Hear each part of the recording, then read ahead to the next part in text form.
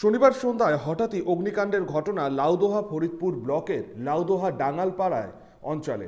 এদিন সন্ধ্যায় এক গৃহস্থের বাড়িতে হঠাৎই অগ্নিকাণ্ডের ঘটনা ঘটে। তিনি সেই সময় ঘরে ছিলেন না। স্থানীয়দের ফোন পেয়ে তিনি বাড়িতে এসে দেখেন অগ্নিকাণ্ডের ঘটনায় সম্পূর্ণ ভস্মীভূত হয়েছে।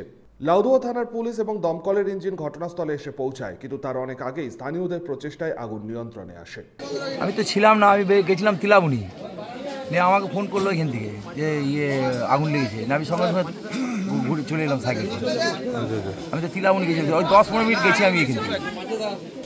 এই ধরনের মানে এই যে আগুন লাগা কি করে লাগলো বুঝতে পারছেন আমি না? কী করে বুঝবো? আমি তো এসে দেখছি নিবাচ্ছি না, আমি কী করে জানবো? আমি তো তিলাবনি দিচ্ছিলাম, আমি এসে দেখছি তো অনেক রাত জল ঢালছি। লাউদোহা থেকে প্রলয় বন্দ্যোপাধ্যায়ের রিপোর্ট, 99 নিউজ বাংলা।